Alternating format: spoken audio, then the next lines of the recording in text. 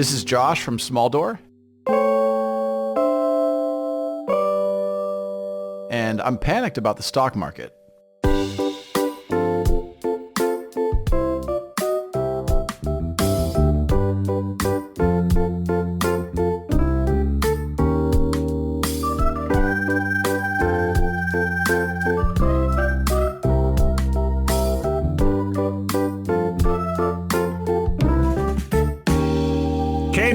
Hey, Howard. What are you doing? I am doing the dials on the audio equipment. Where are we? We are in 2022. I tell you what, man. I'm going to get right into it today because our guest's a little anal.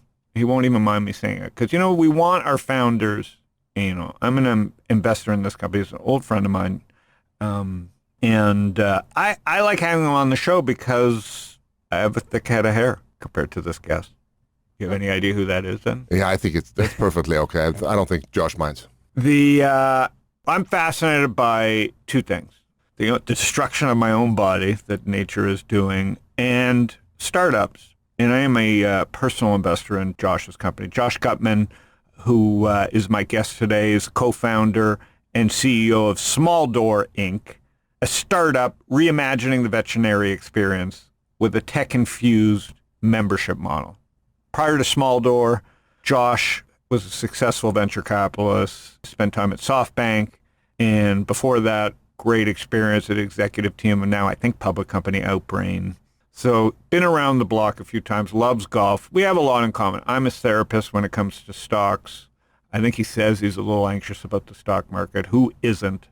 And when I counsel Josh, I'm like, you don't even need the aggravation. But in our business, we end up sometimes getting lucky with companies going public, so we do have that anxiety. But anyways, Josh is here to talk about Small Door Veterinary. Knut? Yes. Do you have a pet? A pen, yes. No, or a pet, or a pen. Sounds so good in this room. Sounds so good I can't even hear what you're saying. By the way, I have heard a pets. hair growth just now. That's how quiet it is. My hair is really good, by the way. I have 2 cats. You have 2 cats. Does those count as pets? We'll ask Josh when he's on the show. I only consider dogs and horses as pets. Horses, and in Canada, black flies. So Small Door is magical physical software experience. Started, I think, pre-pandemic. They just raised $20 million more in a Series A.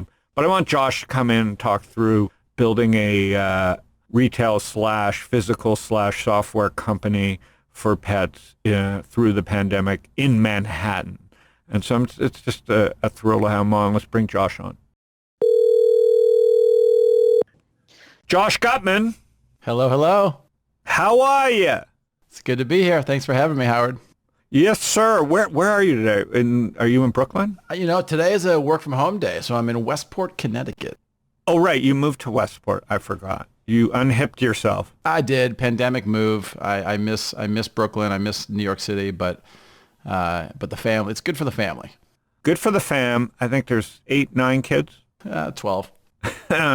You have 3 kids. Every time I look, there's another one. Three girls, all under 6. Will you try for the 4th? I would, but my wife has ixnayed it, so I don't think it's going to happen. Which means you're still talking. Exactly. So I have a friend in town who has 5. And I'm like, I was talking to him and I said, did someone make you do that? I don't know. Those are choices. And, +2 is zone. What is like having 3? Well, I will say that my wife is on a week-long women's surf trip overseas. Internet or water? She's surfing. Because you are Jewish. Surfing. It could have been just internet surfing. Well, it is unusual to surf and be Jewish at the same time. But my wife is one of the few, and I'm alone with 3 kids for the week. And I have to say that after being alone for the week, 3 feels like an okay number. And did she take your name? Is she Mrs. Guttman? She is Emily Guttman. She took her maiden name as her middle name. Her maiden name is Abate. Huh. And where's that? What region is that? It's Italian, although her family moved to Buffalo. So her family in Buffalo goes by Abate. And my wife worked in high fashion, so she went back to her Italian roots and took on the name Abate. How her fun. The parents weren't first Guttman surfer ever. her parents weren't thrilled with the revised pronunciation, but they supported it. God bless. That's cool that you're letting her. So you've got the 3 kids, and so who's watching three them during girls. this podcast, or are they just roaming Connecticut? For the past 3 days, I've been on full duty. That's part of the reason I'm in Connecticut this week. And my mom just got to town today, and she's going to pick them up from school. Oh, awesome. All right, so let's talk pets. Yeah. We can talk SoftBank and VC, blah, blah, blah. But I'm fascinated by this business as a pet owner and a pet lover, and obviously the pet industry is ginormous. So how do you pick? You're at SoftBank. You know, you're in full disclosure. Josh Knut has been an LP from we have done 4 funds and now a next fund, and Josh has been an LP in all of them, so he can vouch that we're okay at what we do. So Josh, and I think you're a great investor, and obviously having the experience at SoftBank and before that as an exec at Outbrain, what finally pushed you to go in this direction and start this company? Yeah, I would revise that and say I was an okay investor. I had some wins, but while I was at SoftBank, we were at the end of a fund cycle. SoftBank was going through some changes, which are now well publicized, and trying to figure out what I wanted to do next, whether I wanted to stay in venture, whether I wanted to do something else. And around this time, back in 2016, my dog Morris, who I had adopted years earlier, got sick, and he was my dog. I was still a single guy in Brooklyn, and he was my dog. So I took him to the vet, tried to figure out what was the matter. The vet couldn't figure it out. Went to another vet, and ended up seeing 8 different doctors in 6 different facilities over the course of 12 months. Spent maybe $10,000 on tests and diagnostics, and I still didn't know what was wrong with him. We had done a lot of health tech investing at SoftBank, companies like Talkspace and Sherpa Health, and we got to know One Medical, we got to know CityMD, and so I had done a lot of work around this category and was thinking about it, and around that time I was having breakfast with my now co-founder Florent Père. He and I had known each other for a decade. He was another entrepreneur in the New York ecosystem back when New York was just an upstart itself. Right. And I was just having breakfast, and he had just sold his prior company, and we were talking about what he might want to do next. And I shared this experience, taking Morris to the vet and trying to figure out what was wrong with Morris, and how veterinary just seemed to be incredibly antiquated. And we started doing research. And at the time, I was still a SoftBank, had no intention of starting a business. But the more we dug in and the more we learned about the market, the more we decided there was a huge opportunity. And so we spent that summer, I think it was the summer of 2017, researching. And by the end of the summer, we said, let's dive in, and the rest is history. But it was a very organic origin story.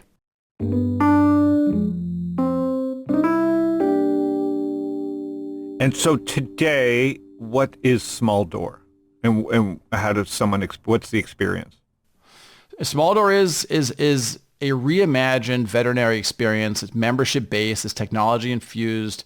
It is hospitable. Part of the planning and research that went into this was studying other D2C bricks and mortar brands. Brands like Warby Parker, brands like Sweetgreen. We studied what Danny Meyer was doing with his restaurant empire, and Danny Meyer's book, Setting the Table, is now required reading for all new employees, and that was the background research we did for the business. And what Small Door is today is it's sort of foundational technology that has not existed in this category. It's a highly branded experience, in the same vein as those brands I just mentioned. It's a model of medical care that drives efficiency, drives a very high standard, best-in-class care, and it's a membership model. And at the time when we started this business, each of those was unique to the category. And so when we went out to raise our seed round, this was back in 2018, this was before the pet category really got hot. And so a lot of good investors that you and I both know, kind of looked at us and said, I'm not sure. I'm not sure this is a good idea. Including me. Well, you invested a little bit, right? But through the fund, it just didn't appeal. We didn't do brick and mortar stuff. A lot of good seed funds looked at the deal and said, I'm not sure. But we ended up raising from Lair Hippo, Primary, Brand Foundry, and then what happened after that was kind of interesting. We launched our first location in the West Village. It performed very well in the first 6 months. And then the pandemic hit. Wow. And, Small Door has been a pandemic company. 80% of its existence has been in the pandemic. And so that's just an interesting way to build a business. But, in those early days, March, April, May, June of 2020, we did the same thing that I think most companies did. We furloughed some people. We cut costs. No one really knew what was going to happen. Right. What happened to us was a boon. So our growth began to accelerate. I think most people now know that there's been a surge in pet adoptions and pet purchases. People have spent a lot of the last 2 years at home.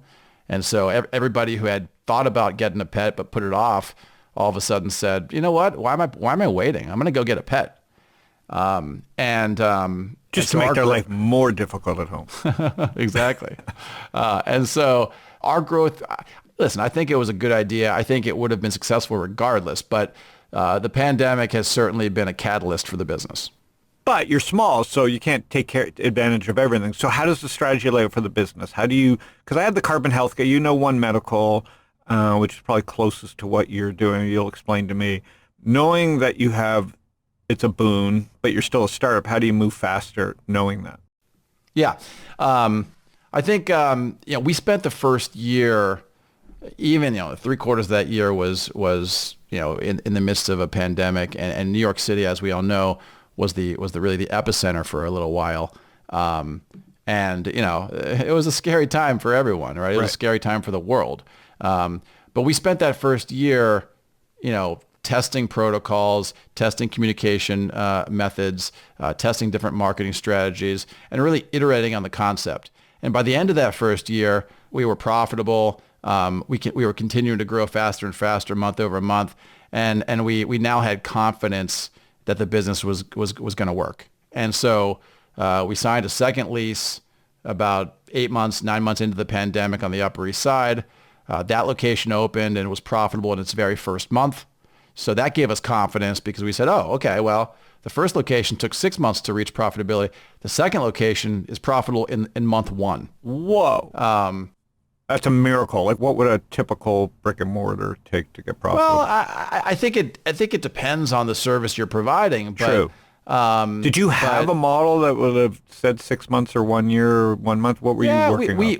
We were projecting 5 to 6 months to profitability, and so we hit those projections. But then I think when you start a business, you don't know what's possible, right? You model it out, you do the best you can, and you come up with targets that you think are achievable and represent success. I have taken, 60, 70 goldfish to veterinaries around town. Am I getting the same goldfish back?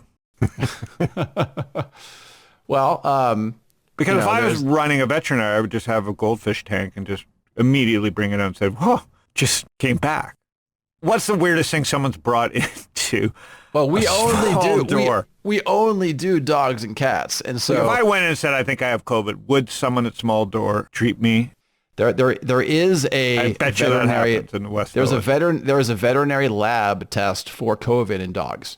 I don't know that we've ever run it, but the test does exist. Yeah, because I run that test, and literally 50% of the time, if I was a dog, I'd be dead because I've had COVID on the dog test. So it's Small Door. So you opened the door during so were you allowed to stay open because pets emergency? Yes, and that's an important. So that was important. Question. That's an important Warby Parker question. could not.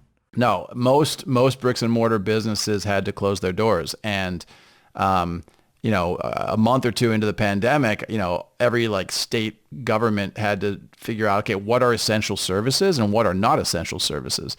And that was one of the things that happened. It was very relevant to us because veterinary was declared an essential service. And should be. What that meant was that we never had to close our doors.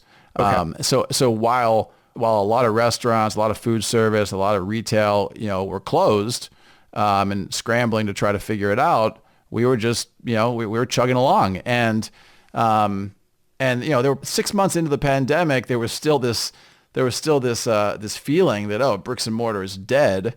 And we were telling people, well, yeah, that's true for a lot of bricks and mortar. A lot of bricks and mortar is struggling, but not us. We're protected.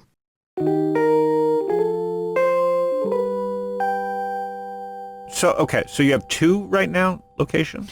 We have 3 locations. So the second one opened on the Upper East Side. As I mentioned, Smart location. It ramped very quickly. Has someone brought in a dog with a tuxedo on the Upper East? What's the weirdest thing a pet has worn into an Upper East? Halloween. And do the pet owners in the Upper East look like their actual pets? Because that's what I always thought. I think pet owners everywhere look like their pets. So Upper East, and where's the third? The third one is in Williamsburg. Genius. And that one opened in December. The fourth one is under construction. It opens next month in Gramercy on 2nd Avenue. The fifth one is also in construction. It opens on the Upper West Side. And then, we're going to have a 6th location in New York by the end of the year. And we're also launching Boston and DC this year. So by the end of this year, we're going to be 10 locations. And what is the TAM for this business? How many, what is the TAM for something like this? White ocean. Like, what is it? Forgetting if you went and bought 1,000, like what Carbon Health is doing, and they were on the pod. So tell me, like, how big this can be. Yeah, I mean, I think, it's a hard question to answer, but the pet market overall is growing from, 110, 120 billion this year to 275 billion by 2030. So in 9 years, it's going to go from 110 billion to 275 billion. And that's according to Morgan Stanley's most recent research report. Of that 275 billion, roughly a third is healthcare. So, that's 85 billion. Call it 85 billion is the market, or at least that's where the market. Billing people for their pets. Correct. And the way we segment the market, and this is actually important, like, we're not trying to be a service for every pet owner. There's over 100 million households in the U.S. that have a pet. And, I don't think it's, there are some businesses that go very broad, like Dunkin' Donuts or I don't know, coffee, Walmart, Starbucks. Like, there are companies that go broad. We wanted to segment the market and really focus on the most valuable segment of customers. And so what we believe is that sort of one standard deviation away from the mean. If the mean spend every year on, the average spend on veterinary across the country is $700, one standard deviation away is call it $1,200 and more. That's the market we want to focus on. It's roughly 16 million households who spend that kind of dollars. And do you use Google? So is it zip code based? Like, you guys decide what zip codes could afford the $1,200 a year, and are you charging $100 a month based on that or more? Or how do you keyhole it down from there? Yeah, I mean that TAM is roughly 20 billion, right? Okay. So that the total veterinary TAM in 2030 is going to be 85 billion. Call it. The 20 billion are the 16 million households that we focus on, and so that's where we focus our time. Those are the customers that we think are the most valuable. The way the service works, we have 2 tiers of membership. One is what we call access, and so it's $149 a year, and then you pay as you go. You get all the benefits of membership, kind of like American Express, but the core benefit that I think drives a lot of value is 24/7 telehealth. And to us, what that means is 24 hours a day, 7 days a week. If you have an issue with your dog or cat, you can text us, and our medical team will respond. Right? That's cool. I think that's worth the price of admission, and it's a very actively used service. We also have a premium tier of membership, which is $89 a month, or you can pay for the year up front. About 35% of our customers do pay up front. And that comes with all of your annual wellness. So your vaccines and your labs and your exams and your annual blood screen, and all that stuff is included. And one of the interesting things about this business is when we came up with these tiers, we always wanted a basic tier, which was kind of the one medical, and then a premium tier, which included services. And that was always the vision, but we assumed that the vast majority of people would go for the affordable option. And what we learned is that by offering a transparent package where it's clear to people, here's what you get and here's what it costs and here's what you should be doing for your pet, right? And when we did that, we realized nearly half of our members opted for the premium plan. And when I say half, I mean, it's $149 a year versus $1,200 a year. It's almost a 10x difference in cost, and yet almost half of our members choose the more expensive option. So that was a big learning for us, and we realized sort of the potential of this audience. Fantastic. So a lot of cooking and testing. Now, so here's the case, because we've been lucky, and we had a dog that passed. We have a second dog. And one night in San Diego, Lindsay ate one of Rachel's hoo-ha's, tampon, whatever you call it, a used one. What do you call that? You have 3 girls. This is going to happen to you.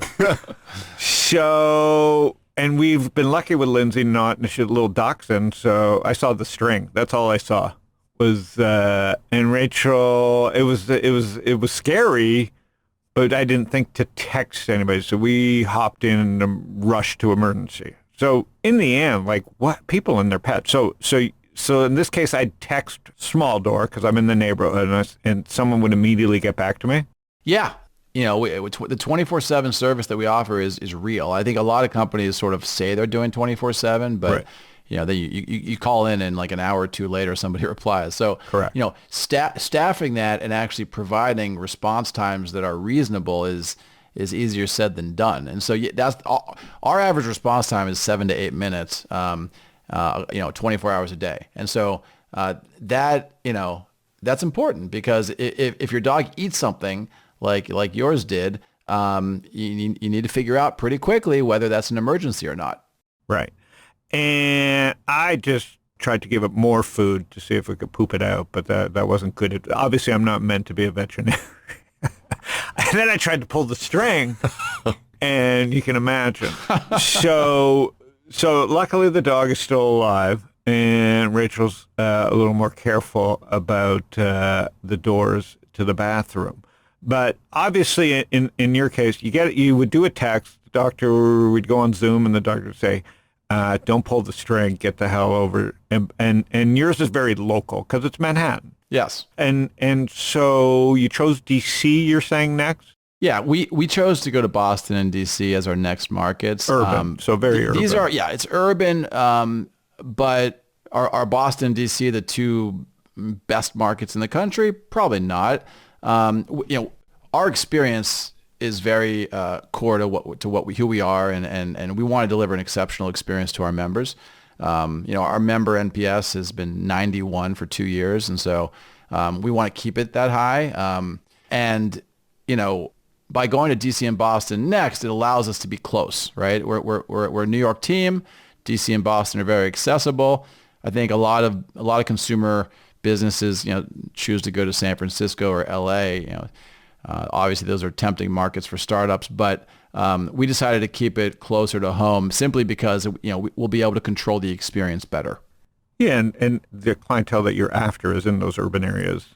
Our perspective is there's honestly plenty of clients everywhere. In every one of these cities, there's plenty of clients. And so they download an app? Yep. We have a mobile app on Android and iOS. A lot of the activity runs through the app. So appointment booking, telemedicine, managing your pet's health. So, what vaccines have you consumed? Are you up to date? Is anything due? All of that can be viewed and consumed inside the app.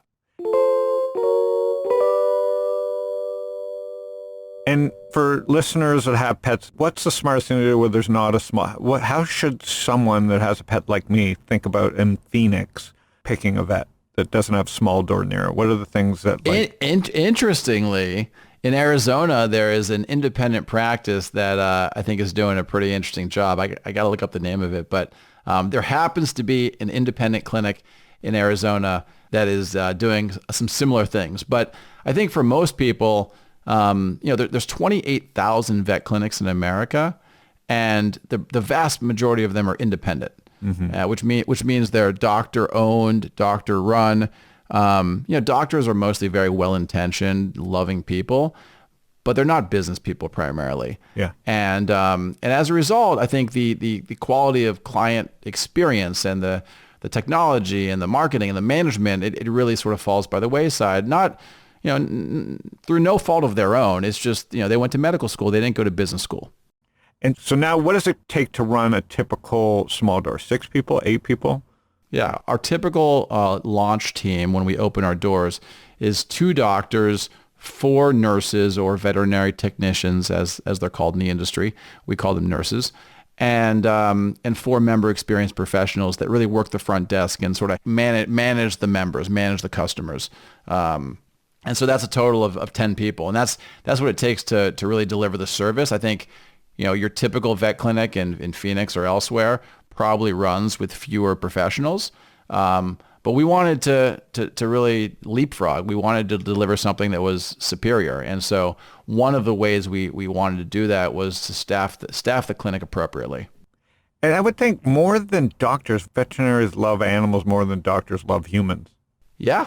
I mean, a lot of the people in the industry love animals. This is an industry that is populated by people that don't do it for the financial gain primarily, but do it for the love of it, the passion. And I think that's true of everyone in the category. That's true of the doctors, the nurses, the people that work at our front desk, the people that work in our office. Like it's a fairly mission-driven category, and that's been another learning for us. Frankly, it's people are, I've worked on 5 startups, and when I was at SoftBank, we invested in a lot more.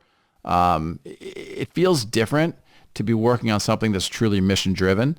There's a sense of purpose that you bring every day to work, and it's pretty cool. It brings something different to your energy and to your purpose every day. So everybody's having trouble recruiting. I imagine because I don't know how long it takes to become a veterinary. Can you do that on YouTube, or do you have to actually go to a medical school?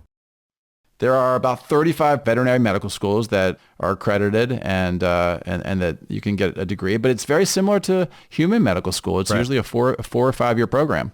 And so I got to imagine there's a massive shortage in veterinarians. I don't know if there's a shortage today. There's a projected shortage over time given the growth of the industry. And, when people ask me about hiring doctors, what I typically say and what I believe is that there's a war for talent right now. Right. And it's across every sector. It's across every sector. And, marketing and operations and every category is fighting a war for talent. And engineers, try to go build an engineering team, Right. And it's no different with doctors or nurses. It is a different market. It's a different population, but there's a war for talent because of startup funding and whatnot. And there's another war for talent because I think the pandemic has caused a lot of disruption. And, some people have sort of reconsidered their goals. Some people have moved. Some people have chosen a new career. And so there's disruption for all those reasons. And we need to hire quite a few doctors to hit our growth milestones over the next 2 years. And so it's certainly a core competency for us, but I don't think it's that much different from, we're also hiring people on our growth marketing team. We're also hiring people on our operations team. We're building out our engineering team. So, we're fighting those wars every day. And so is there like a verticalized place to hire for this category, or I guess it's just talent, so you can go to Indeed and headhunters? Well, that's a great question. So I think one of the things that makes it challenging is a lot of these vets are not on LinkedIn. Right. And, there's no monster board for vets. Mm-hmm. And so I think that is one of the things that makes it challenging. And no, certainly that's the opportunity too. Totally. If you solve that, that's the opportunity. Totally. I'm just turning this into an investor call quickly. Yeah, no, totally. It's a lot about relationships. It's a lot about hand-to-hand combat. Mm-hmm. And obviously the universities are a good source of of talent as well. Now, for the Series A, did you go with a specific type of investor? Did you think of someone who had brick and mortar experience or medical experience, insurance experience? Yeah, I mean, it was interesting. So it's a good story. Florent and I were scheduled to kick off our Series A fundraise March 12th, 2020. Wow. And we actually were scheduled to fly out to the West Coast that Sunday.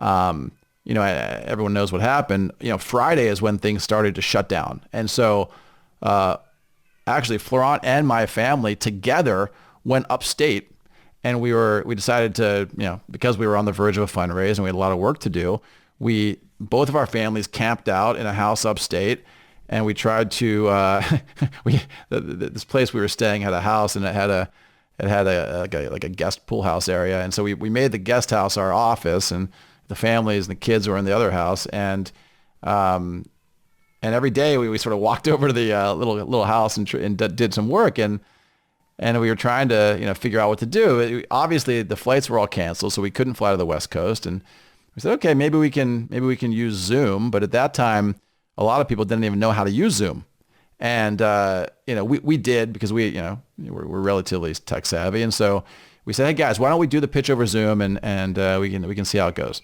And so we did a few pitches over Zoom. CNBC was on in the background. The markets were gyrating. Those were the days where the markets were down like 1,000 points, and things were going crazy. And after 3 or 4 pitches, we kind of looked at each other and said, "This is not going well. This is not a good environment to be pitching." And so, unlucky timing. We did an internal round. We raised a little bit more from our existing investors.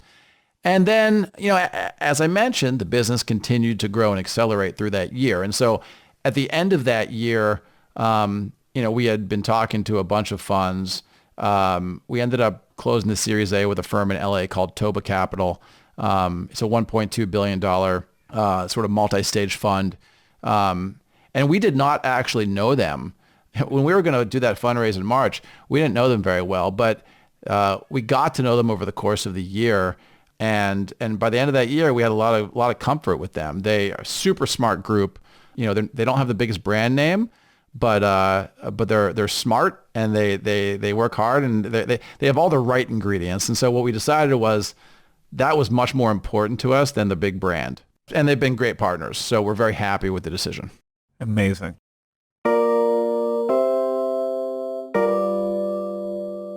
And so what's the next big challenge?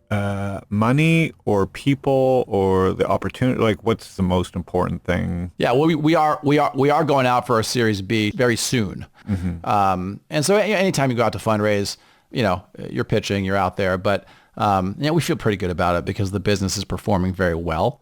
I think the next challenge is launching new markets and proving that what we've done in New York is replicable in Boston, in DC, and in other places.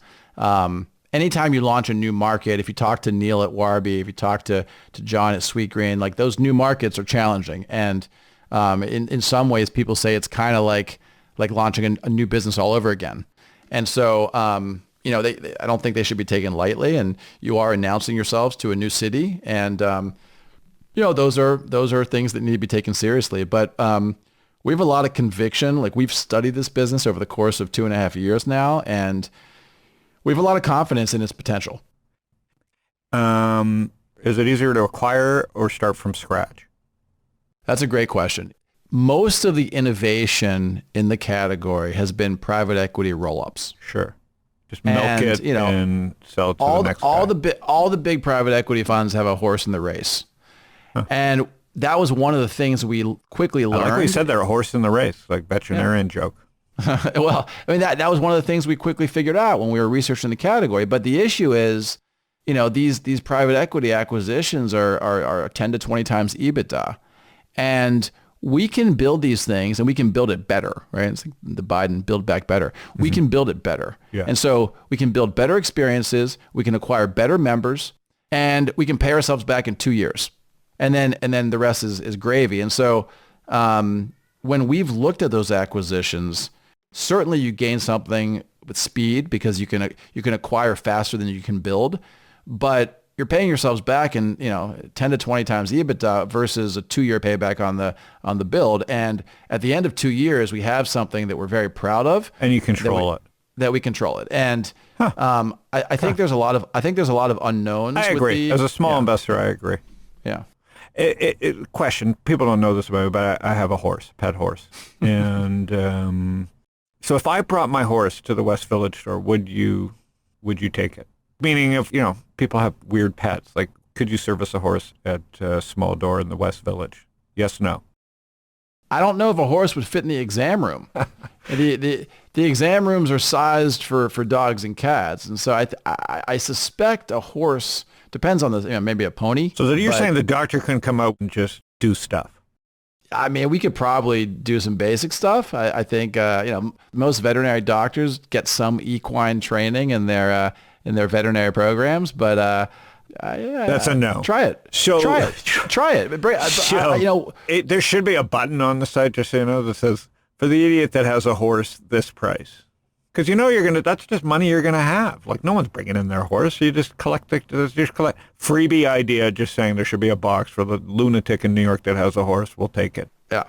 So next question, dogs, cat. What's the percentage? Is it 70% dog, 30% cat? What, like, is it different states? Very different close. Thing? Very, very, very close estimate. So it's the industry wide is 72% dogs.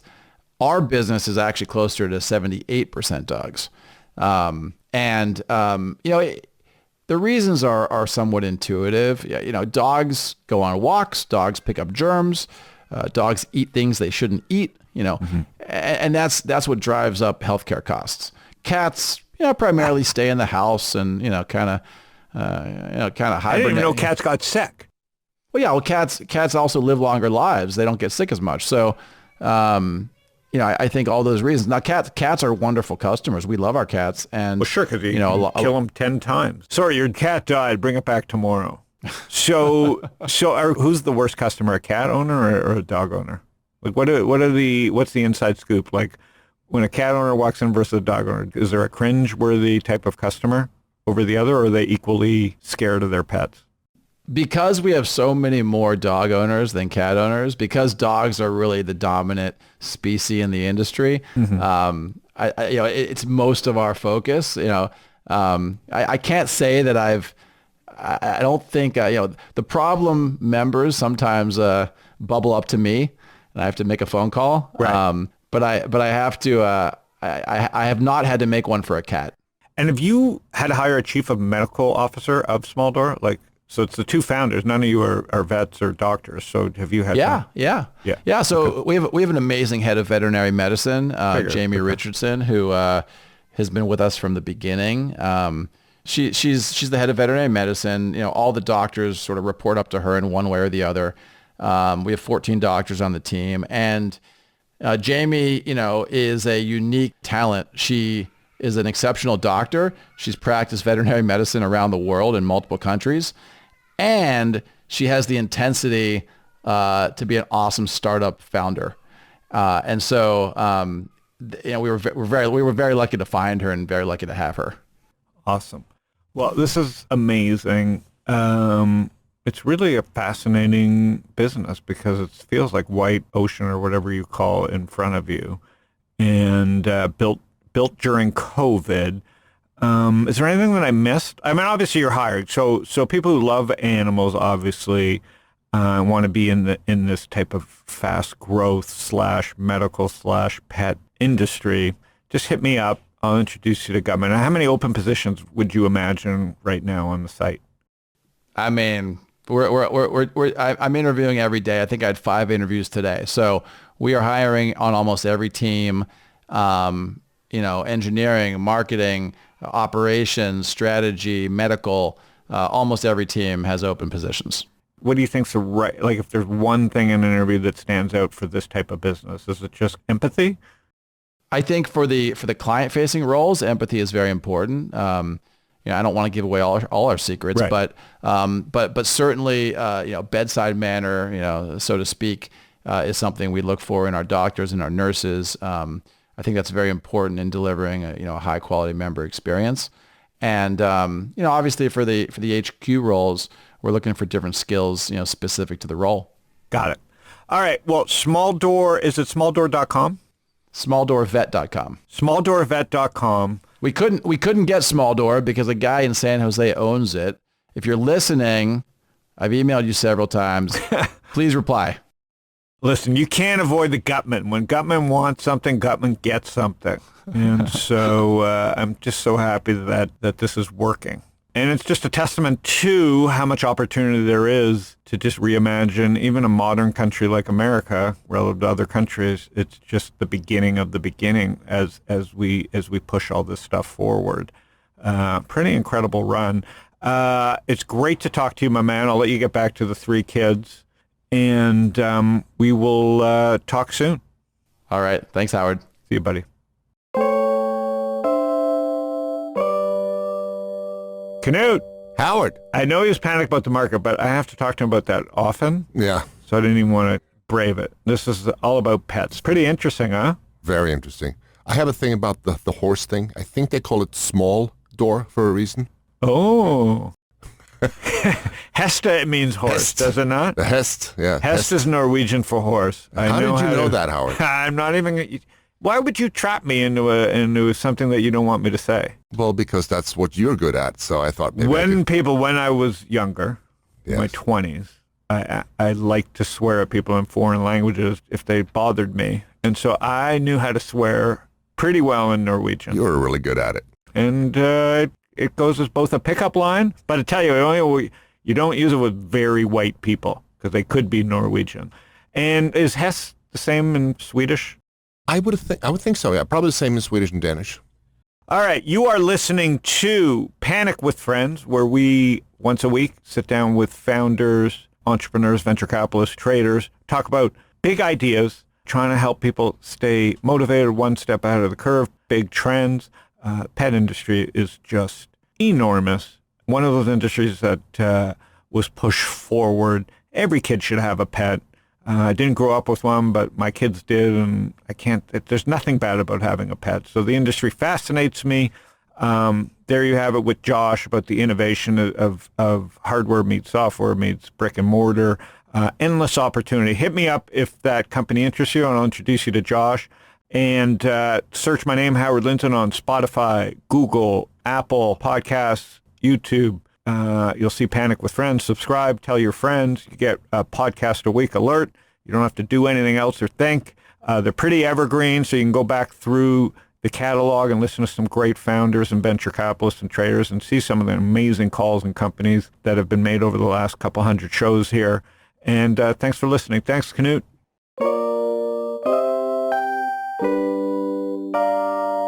Howard Linson is the founder and general partner at Social Leverage. All opinions expressed by Howard and podcast guests are solely their own opinions and do not reflect the opinion of Social Leverage or StockTwits. This podcast is for informational purposes only and should not be relied upon for decisions. Guests may maintain positions in securities